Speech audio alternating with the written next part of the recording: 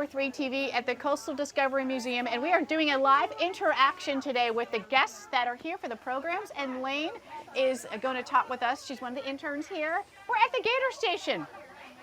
Lots to learn. So tell us about one of these little gators. So this is Sassafras, and she's one of 4 of our gators here, and she's going to be 3 in August, so she's just little, and our permit keeps them until they're about 36 inches.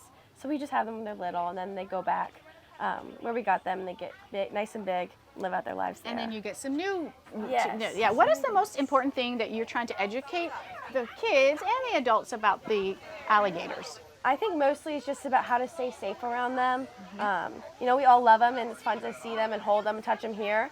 But once you see them out and about around here, it's nice to just give them their space and make sure that they can stay safe and happy without people interfering with them. And that's a real serious, Yes. concern here on Hilton Head, because they are very fascinating. They get big. They're out in the lagoons in the wild, and people want to take pictures. They want to get up close, but that's definitely not recommended at all. Just keep a distance. So Yes. Rex told us once to keep a safe space from them for sure. So what else can you tell us about at this young stage, what's going on with the gators? What are the things that you want to teach the kids? Yeah, so these guys are pretty cool, and a lot of times he gets squirmy too. He gets to move around. I can see that. But we talk a lot about like their scoots and their body armor, so he might switch his friend. We got 2 in here, so we'll take a turn. So this is Stumpy, and he's got a short tail, but that's okay.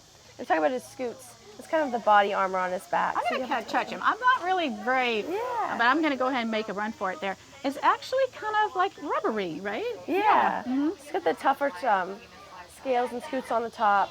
And then we talk a lot about his eyes. He's got pretty cool eyes. Yes. Tell us about the eyes. He's got a slit, a downward slit. And then he also has this really cool membrane that comes across his eyes. Wow. And that helps him see when he's swimming. So it kind of acts like swimming goggles. And that makes them really good hunters underwater. What is the growth span like from 0, how many months or how many years to their full capacity of growth?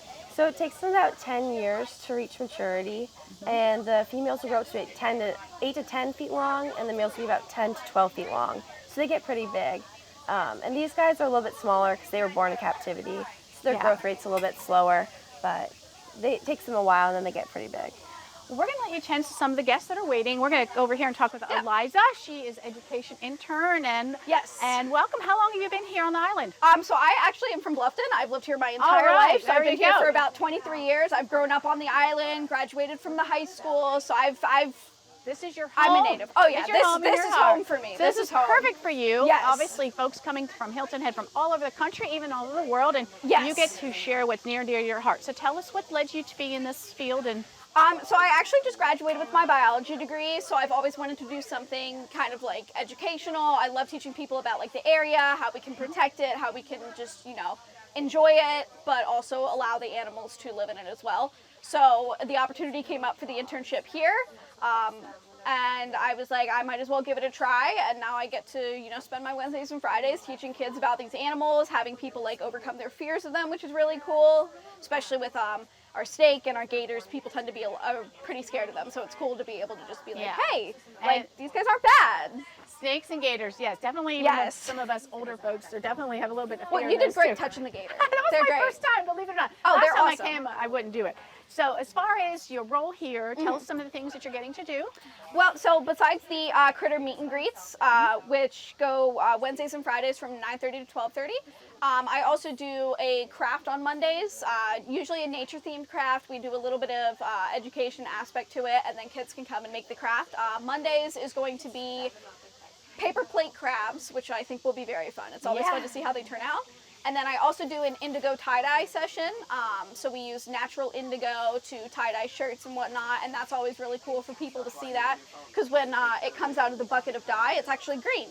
And then when it hits the oxygen, that's when it turns blue. So it's always really cool. It's a little bit of science thrown in there, along with a cool shirt. Of course, so that's always really fun to get to do. You get to teach the science part of it, and I try my best. You try your best. Yes. So, well, what led you to pursue that degree?